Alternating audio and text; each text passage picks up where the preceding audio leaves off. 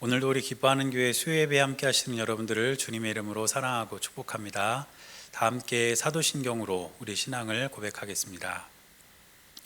전능하사 천지를 만드신 하나님 아버지를 내가 믿사오며 그 외아들 우리 주 예수 그리스도를 믿사오니 이는 성령으로 잉태하사 동정녀 마리아에게 나시고 본디오 빌라도에게 고난을 받으사 십자가에 못 박혀 죽으시고 장사한 지 사흘 만에 죽은 자 가운데서 다시 살아나시며 하늘에 오르사 전능하신 하나님 우편에 앉아 계시다가 저리로서 산자와 죽은 자를 심판하러 오시리라.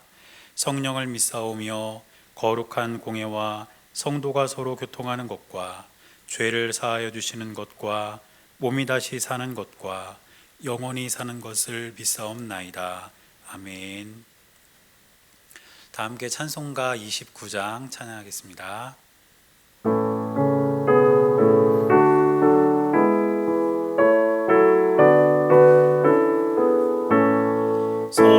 성도여 다 함께 할렐루야 아멘. 주 찬양하여라 할렐루야 아멘. 주 보좌 앞에서 택하신 은혜를 다 찬송하여라 할렐루야 아멘. 만문을 열어라 할렐루야 아멘. 고난을 울려라 할렐루야 아멘. 인도자 되시며 친구가 되신 주 그 사랑 끝없다 할렐루야 아멘. 주 찬양하여라 할렐루야 아멘. 찬양은 끝없다 할렐루야 아멘. 거룩한 집에서 춘송기리며 늘 찬송 부르자 할렐루야 아멘. 우리 이 시간에는 함께 합심해서 기도하도록 하겠습니다. 먼저는 우리 나라와 온 세계를 위해서 함께 기도하겠습니다. 여전히 코로나 바이러스로 인해서 우리 나라도 또 온 세계도 고통 중에 있습니다. 하나님께서 이 고난의 시기가 속히 지나가게 해주시기를 우리가 함께 기도하고 또 오늘 예배를 위해서도 함께 기도하겠습니다. 이 예배를 통해 우리가 하나님께서 주신 은혜를 받는 귀한 시간 될 수 있도록 해달라고 함께 기도하고 또 우리 교회를 위해서도 기도하겠습니다. 그리고 세 번째는 여러분의 각자의 기도의 제목을 가지고 이 시간 함께 기도하시겠습니다. 다 함께 기도하겠습니다.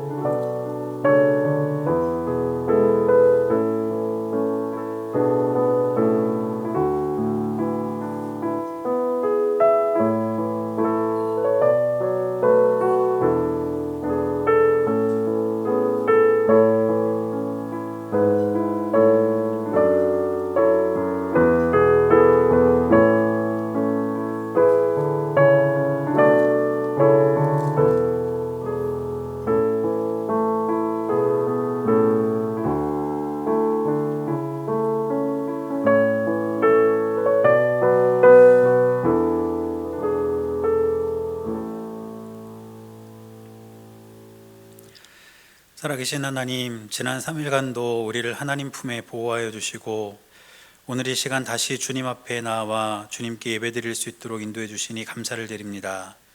우리가 비록 함께 모여 예배드리지 못하고 각자 있는 처소에서 예배를 드리지만 우리가 드린 이 예배를 주님께서 기쁘게 받아주시고 이 예배를 통해 주님께서 주신 은혜를 누릴 수 있는 귀한 은혜가 우리 모두에게 있게 하여 주옵소서.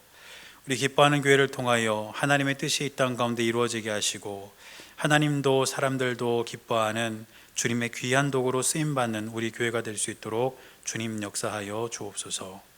코로나 바이러스로 인해서 우리나라와 전 세계가 여전히 신음하는 가운데 있습니다.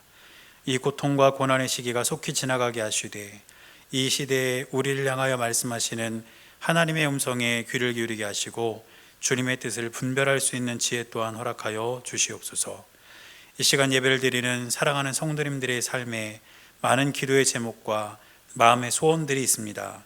우리 주님께서 기억하여 주셔서 하나님께서 응답하여 주시고 하나님의 놀라운 역사가 우리의 삶 가운데 늘 가득하게 하여 주시옵소서. 우리 주님께서 언제나 함께하여 주심을 믿사오며 살아계신 예수님의 이름으로 간절히 기도드렸습니다. 아멘.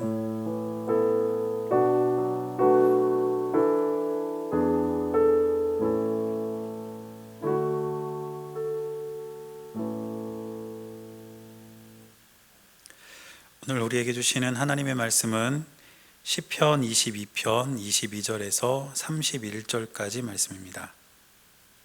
구약성경 818페이지 시편 22편 22절에서 31절까지 말씀입니다. 제가 말씀을 봉독할 때 여러분들도 함께 말씀을 보시기 바랍니다. 내가 주의 이름을 형제에게 선포하고 회중 가운데에서 주를 찬송하리이다. 여호와를 두려워하는 너희여 그를 찬송할지어다. 야곱의 모든 자손이여 그에게 영광을 돌릴지어다. 너희 이스라엘 모든 자손이여 그를 경외할지어다. 그는 곤고한 자의 곤고를 멸시하거나 싫어하지 아니하시며 그의 얼굴을 그에게서 숨기지 아니하시고 그가 울부짖을 때에 들으셨도다. 큰 회중 가운데에서 나의 찬송은 주께로부터 온 것이니 주를 경외하는 자 앞에서 나의 서원을 갚으리이다. 겸손한 자는 먹고 배부를 것이며 여호와를 찾는 자는 그를 찬송할 것이라. 너희 마음은 영원히 살지어다. 땅의 모든 끝이 여호와를 기억하고 돌아오며 모든 나라의 모든 족속이 주의 앞에 예배하리니 나라는 여호와의 것이요 여호와는 모든 나라의 주제심이로다. 세상의 모든 풍성한 자가 먹고 경배할 것이요 진토 속으로 내려가는 자 곧 자기 영혼을 살리지 못할 자도 다 그 앞에 절하리로다. 후손이 그를 섬길 것이요 대대의 주를 전할 것이며 와서 그의 공의를 태어날 백성에게 전하며 주께서 이를 행하셨다 할 것이로다. 아멘.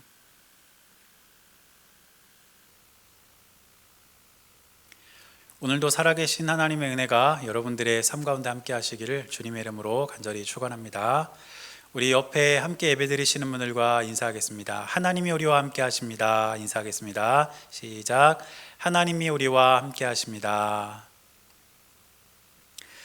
날씨가 점점 쌀쌀해지고 있습니다. 여러분 아무쪼록 건강에 유의하시고 감기 걸리시지 않도록 늘 조심하셔서 우리가 다음에 함께 이렇게 모여서 예배드릴 때에는 건강한 모습으로 함께 만나 뵙게 되기를 간절히 바랍니다.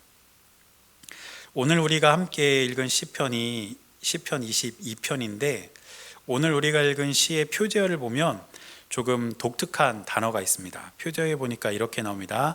다윗의 시 인도자를 따라 아옐렛 샤할에 맞춘 노래 이렇게 되어 있는데 이 아옐렛 샤할은 곡조를 뜻하는 단어입니다.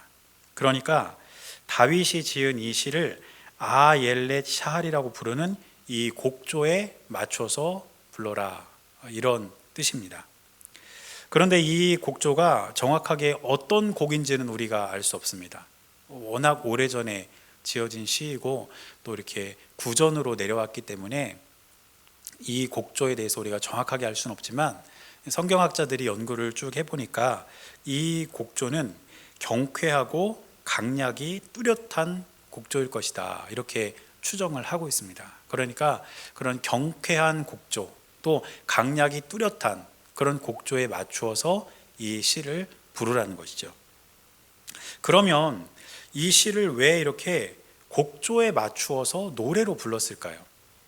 시를 곡조에 맞추어서 노래로 부르는 것에는 두 가지 이유가 있습니다. 첫째 이유는 무엇이냐면 많은 사람들이 함께 이 시를 부르기 위해서입니다. 이 곡조가 없으면 함께 같은 목소리로 이 시를 부르기가 어렵습니다. 그러나 정해진 곡조가 있으면 그 곡조에 맞추어서 많은 사람들이 똑같은 단어로 똑같은 목소리로 그리고 똑같은 음정으로 이 시를 부를 수가 있다는 것이죠. 그래서 우리가 예배를 드릴 때에도 우리가 하나님께 드리는 이 찬송의 고백을 곡조에 맞추어서 노래의 형태로 찬송하는 것이 바로 이런 이유입니다. 그리고 두 번째 이유는 무엇이냐면 이 시의 내용을 꼭 기억하게 하기 위함이었습니다. 우리가 무엇인가를 기억하려 할 때에 거기에 곡조를 붙이면 그것이 하나의 노래가 되기 때문에 우리가 기억하기가 참 쉽습니다. 그러면 왜 이 시를 기억하게 했을까요? 이 시의 내용이 중요하기 때문이겠죠. 그러니까 이 시의 내용을 기억하기 쉽게 하려고 곡조에 맞추어서 노래를 불러라 이렇게 한 것입니다. 다윗이 이 시를 지은 즉시 그 당시 존재했던 아엘렛 샤알이라는 이 곡조에 맞추어서 부르도록 했는지, 아니면 다윗이 이미 지어놓은 이 시를 후대 사람들이 이 곡조에 맞추어서 부르기 시작했는지 우리는 그건 정확히 알 수 없습니다. 그런데 한 가지 확실한 것은 무엇이냐면 이 시를 곡조에 맞추어서 부르도록 했다는 이 사실은 이 시의 내용이 모두가 함께 고백하고 또 잘 기억해야 할 만큼 중요한 내용이라는 사실입니다. 그러면 이 시편 22편은 어떤 내용을 담고 있을까요? 우리가 읽은 이 시편 22편은 짧지도 그렇다고 아주 길지도 않은 그런 시인데 이 시의 내용은 두 부분으로 아주 극명하게 나눠집니다. 첫 번째 부분은 1절부터 21절까지 내용인데 여기를 보면 다윗이 겪고 있는 고통과 고난에 대한 탄식이 기록되어 있습니다. 그리고 이어지는 22절부터 31절까지 내용이 두 번째 부분인데 여기를 보면 다윗은 그 고난에 대처하는 자세에 대해서 기록하고 있는데 그것은 다름 아닌 찬송이었습니다. 그러니까 이 시는 탄식과 찬송이라는 전혀 다른 두 주제가 함께 기록이 되어 있다는 것이죠. 그렇다면 다윗은 이 시를 통해서 당시 이스라엘 백성들에게 그리고 오늘을 살아가는 우리들에게 무엇을 전해주려고 했던 것이겠습니까? 그것은 고난에 대처하는 우리의 자세, 우리의 태도에 대한 것입니다. 더 정확히 말하면 우리가 인생을 살며 고난 중에 있을 때 과연 우리는 어떤 태도를 가지고 살아갈 것인가, 어떤 자세를 가지고 우리가 살아가야 하는가, 이것에 대한 답을 주기 위해서 다윗은 이 시를 지었고 또 이 시를 잘 기억하기를 원했던 것입니다. 그리고 이 사실을 이야기하기 위해서 다윗은 변하지 않는 두 가지 사실을 분명히 하고 있는 것을 볼 수가 있습니다.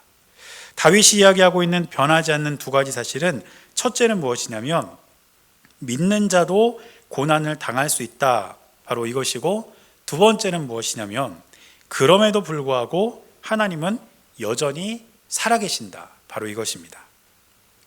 하나님을 믿는 우리가 흔히 뜻하지 않는 고난을 경험하거나 그런 어려움에 부딪히게 되면 누구나 한 번쯤 하게 되는 생각이 있습니다. 그게 뭐냐면 내가 하나님을 열심히 믿고 또 하나님을 잘 섬기려고 정말 열심히 노력하고 살아가는데 왜 나에게 이런 고난이 다가오는가? 왜 내가 이런 어려움을 당해야 하는가? 이런 질문이 바로 그것입니다. 그러나 인생의 고난은 하나님을 믿지 않는 사람에게만 오는 것이 아니고 모든 사람에게 오는 것이라는 사실을 우리는 잊지 말아야 합니다. 왜냐하면 이 세상에 죄가 들어온 이후로 이 세상은 유한한 세상이 되었고 불완전한 세상이 되었기 때문에 그 가운데 살아가는 우리는 누구나 고난과 고통과 또 두려움에 노출될 수밖에 없다는 것입니다. 여러분, 하나님을 잘 믿는 것으로만 따진다면 오늘 이 시를 쓴 다윗은 누구보다 하나님을 신실하게 잘 믿었던 사람 아니겠습니까? 어느 누가 나는 다윗보다 더 믿음이 좋다 이렇게 말할 수 있을까요? 그런데 지금 다윗의 고백을 한번 보십시오. 다윗이 얼마나 큰 고통 중에 있는지 다윗은 그러한 고통과 고난을 하나님께 계속해서 고백하고 있습니다. 6절 말씀을 보니까 다윗은 이렇게 말합니다. 나는 벌레요 사람이 아니라 사람의 비방거리요 백성의 조롱거리이니이다. 지금 사람들이 자신을 비방하고 백성들은 자신을 조롱하고 있다고 말합니다. 이것은 정신적인 고통 가운데 있는 그런 다윗의 모습을 보여주는 거 아니겠습니까? 그런데 그뿐 아니라 14절과 15절을 보면 다윗은 또 이렇게 고백합니다. 나는 물같이 쏟아졌으며 내 모든 뼈는 어그러졌으며 내 마음은 밀랍 같아서 내 속에서 녹았으며 내 힘이 말라 질그릇 조각 같고 내 혀가 입천장에 붙었나이다. 주께서 또 나를 죽음의 진토 속에 두셨나이다.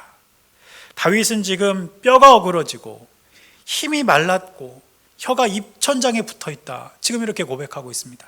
이것은 다윗이 정신적인 고통뿐 아니라 육체적인 고통과 고난 가운데 있음을 표현하고 있는 것 아니겠습니까? 우리는 하나님을 잘 믿으려고 애쓰는데 왜 나에게 이러한 고난이 오는가 이렇게 질문할 때가 있다고 말씀드렸습니다. 그러나 우리가 잊지 말아야 될 것은 무엇이냐면 하나님을 잘 믿는 다윗도 이러한 고통과 고난 중에 있었다는 것입니다.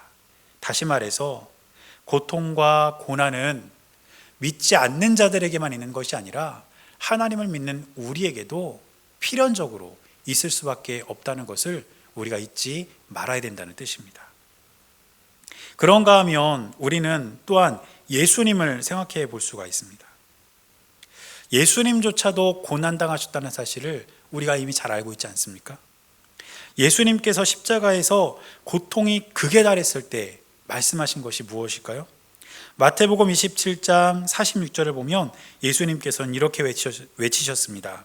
제9시쯤에 예수께서 크게 소리질러 이르시되 엘리 엘리 라마 사박다니 하시니 이는 곧 나의 하나님 나의 하나님 어찌하여 나를 버리셨나이까 하는 뜻이라.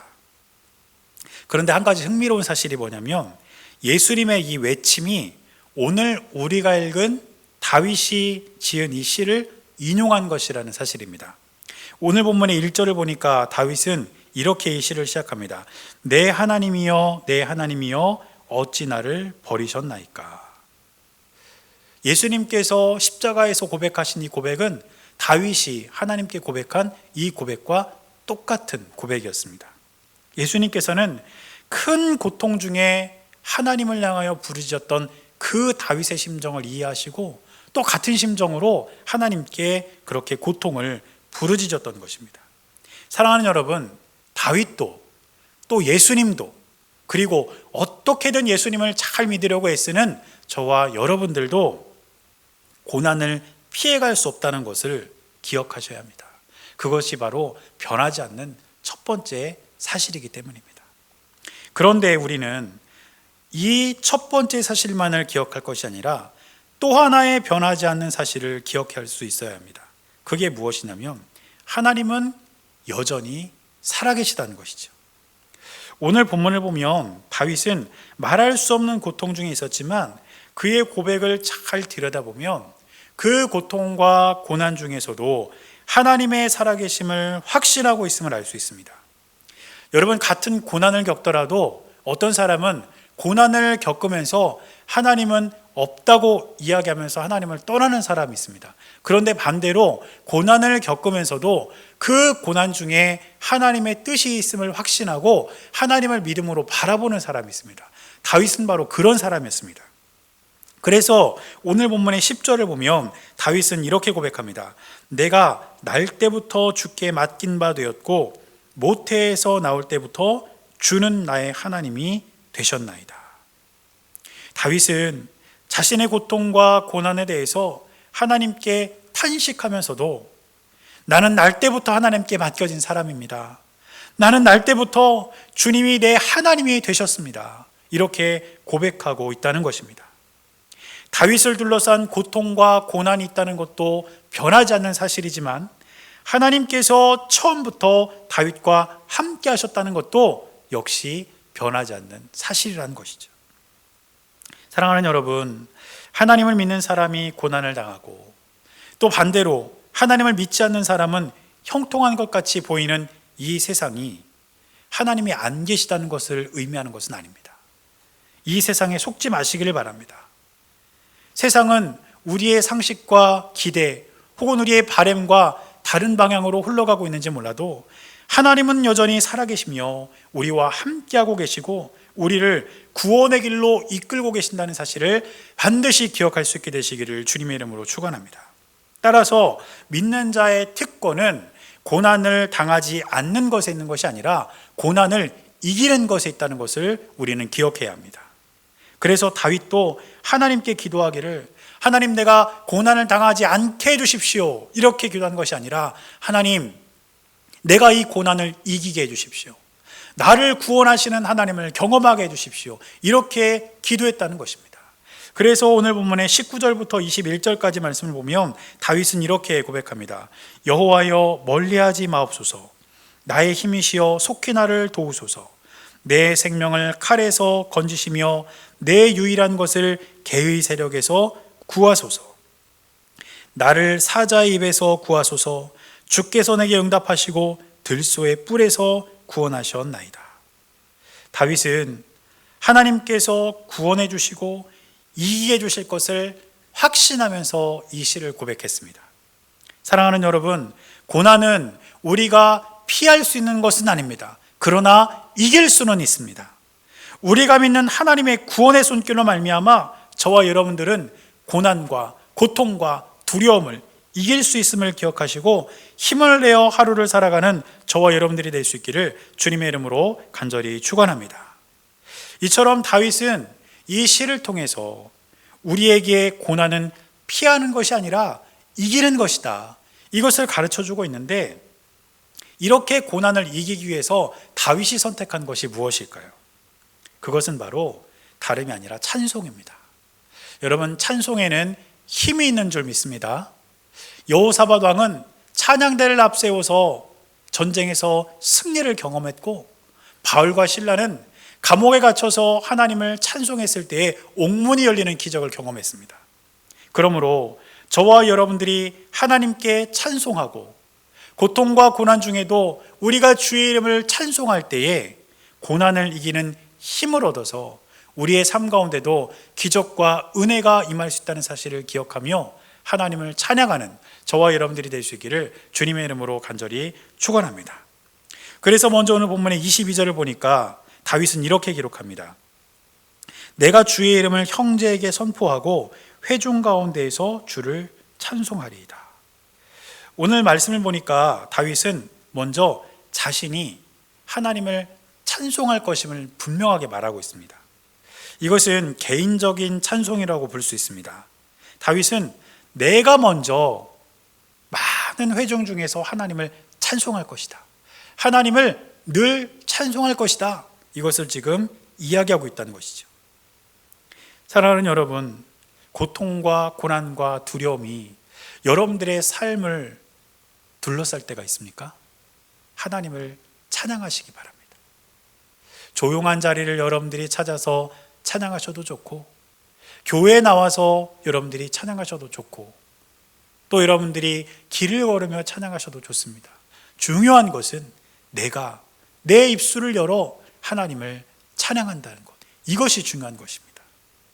그러므로 저와 여러분들이 나의 입술을 열어 내가 하나님을 찬양할 때에 그 찬양이 우리에게 힘이 되고 능력이 되고 은혜가 됨을 기억하는 저와 여러분들의 삶이 될 수 있기를 주님의 이름으로 간절히 축원합니다.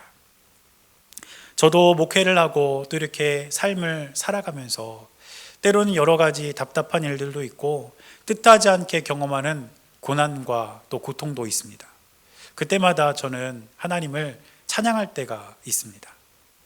참 감사한 것은 하나님을 찬양함에 있어서 저는 이렇게 큰 방해를 받지 않는 것 같아요. 왜냐하면 1층은 예배당이고 또 이제 사무실이 2층에 있고 3층이 사택이니까 언제든지 사무실에 앉아서 일을 하다가도 제가 찬양하기를 원하면 그 자리에서 이렇게 찬양을 해도 누가 뭐라고 할 사람 없습니다. 참 그것이 저에게는 감사한 일인데, 그래서 고통과 고난과 어려움이 있을 때 제가 하나님께 늘 이렇게 찬양하면서 힘을 얻을 때가 많습니다. 저는 여러분들도 여러분들의 그 찬양을 통해서 힘을 얻는 그러한 경험이 여러분들에게 있게 되시기를 바랍니다. 여러분들이 입술을 열어 하나님을 찬양할 때에 여러분들에게 힘을 주시고 여러분들에게 능력을 주시는 우리 주님을 경험하는 저와 여러분들의 삶이 될 수 있기를 주님의 이름으로 간절히 축원합니다. 이처럼 우리가 부르는 찬양이 참 귀합니다. 그런데 또 한 가지 기억해야 될 것이 무엇이냐면 혼자 부르는 찬양도 귀하고 너무너무 소중하지만 함께 부르는 찬양도 너무너무 귀하다는 거예요. 이어지는 23절 말씀을 보니까 다윗은 또 이렇게 고백합니다. 여호와를 두려워하는 너희여 그를 찬송할지어다. 야곱의 모든 자손이여 그에게 영광을 돌릴지어다. 너희 이스라엘 모든 자손이여 그를 경외할지어다. 다윗은 지금 백성들을 향해서 뭐라고 이야기합니까? 하나님을 찬송해라. 그에게 영광을 돌려라. 그를 경외해라. 지금 이렇게 이야기합니다. 이것은 하나님을 찬양해야 한다는 것을 강조하고 있는 표현입니다. 지금 우리가 이 코로나 바이러스 때문에 계속해서 함께 모여서 예배를 드리지 못하고 비대면 예배로, 온라인 예배로 예배를 드리고 있습니다. 제가 이렇게 온라인 예배로 예배를 드리게 되면서 가장 아쉬운 게 뭐냐면 우리가 함께 찬양할 수 없다는 거예요. 여러분들도 알다시피 우리 기뻐하는 교회 찬양단이 너무너무 은혜롭잖아요. 우리 신철진 집사님 중심으로 찬양단이 찬양을 인도할 때 저도 얼마나 많은 은혜를 받는지 모릅니다. 이제 예배 준비하면서 찬양단이 먼저 이렇게 앞에서 찬양을 시작하면 저는 이제 예배 오시는 분들 이렇게 안내하고 인사하면서 뒤에 서서 저도 이렇게 찬양을 하는데 저는 그 시간이 저에게 너무너무 귀합니다.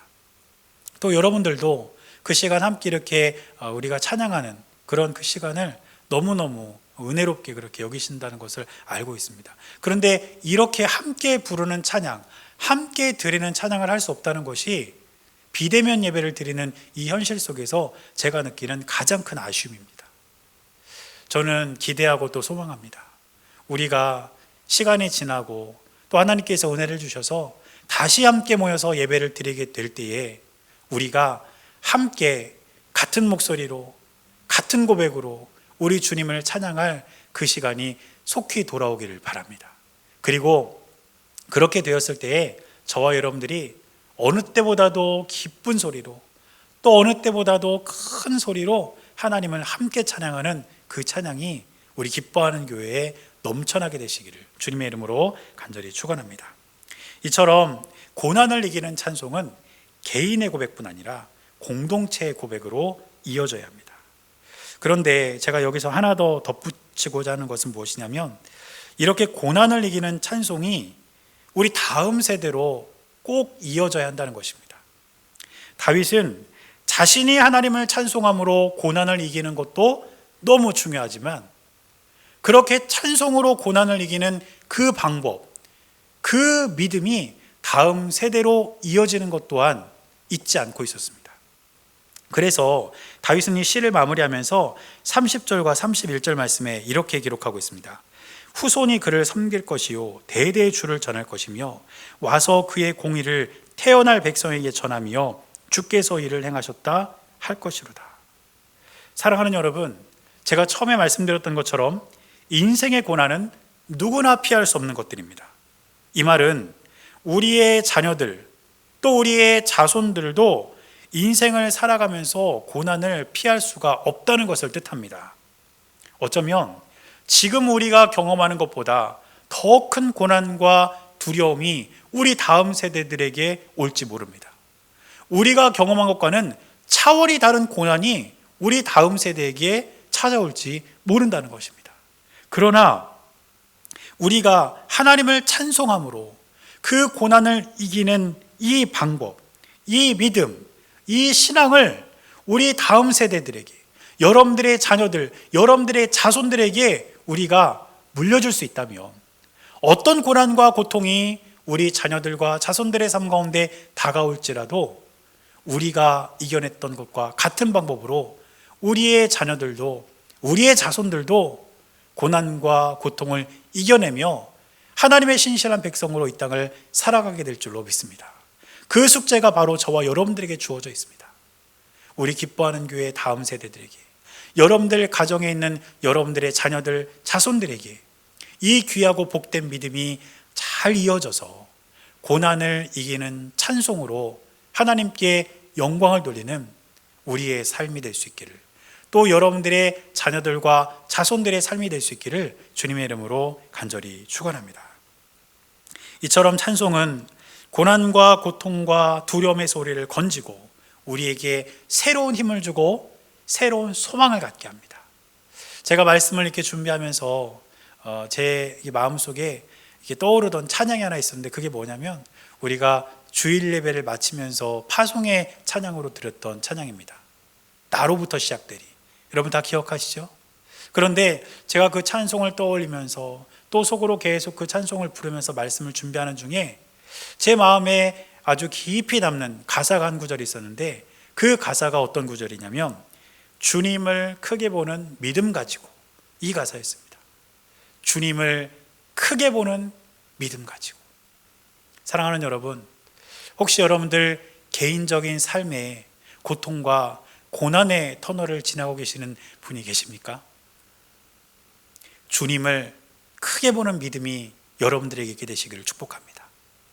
또 우리는 지금 전에 경험해 보지 못했던 이 코로나 바이러스라는 감염병 때문에 누구나 다 고통스럽고 어려운 시대를 살아가고 있지 않습니까?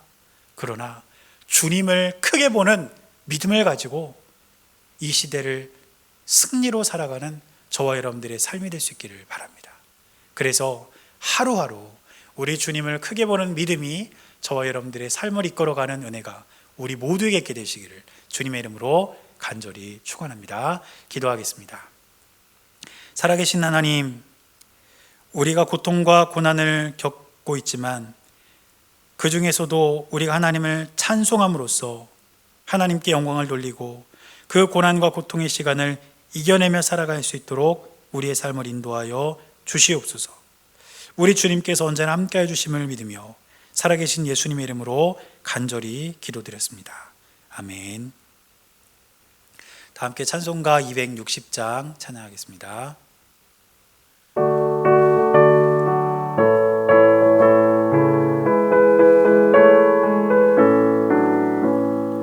우리를 죄에서 구하시려 주 예수 십자가 지셨으니 기쁘게 부르세 할렐루야. 나 구원 얻었네. 찬송하세 찬송하세 주님 나를 구하셨네. 찬송하세 찬송하세 주가 구원하셨네. 우리를 주께서 구했으니 이 손해가 더 악한 일과 주하고 더러운 모든 죄를 온전히 버렸네. 찬송하세 찬송하세 주님 나를 구하셨네. 찬송하세 찬송하세 주가 구원하셨네. 나 지금 죄에서 사함받아 거룩한 백성이 되었으니 이 육신 장막을 벗을 때도 겁날 것 없겠네. 찬송하세 찬송하세 주님 나를 구하셨네. 찬송하세 찬송하세 주가 구원하셨네.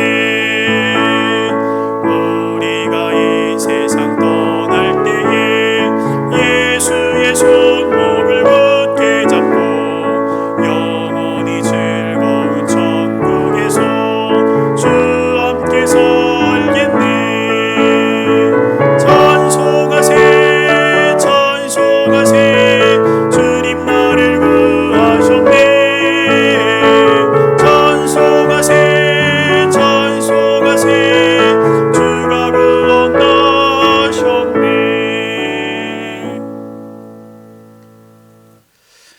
다시 한번 오늘 수요예배 함께 하신 여러분들을 주님의 이름으로 사랑하고 축복합니다.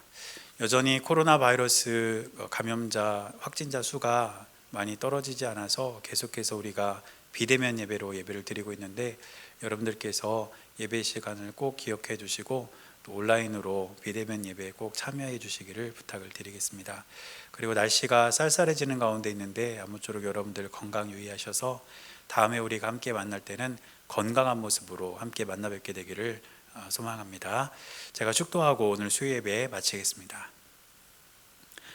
이제는 우리 주 예수 그리스도의 은혜와 하나님 아버지의 크고 놀라우신 사랑과 성령님께서 함께 하시는 귀하고 복된 은혜가 고난과 고통의 시간을 찬송으로 이겨내기를 소망하고 결단하는 사랑하는 주의 백성들의 모든 삶 가운데 이제로부터 영원토록 함께 하시기를 주님의 이름으로 간절히 축원하옵나이다.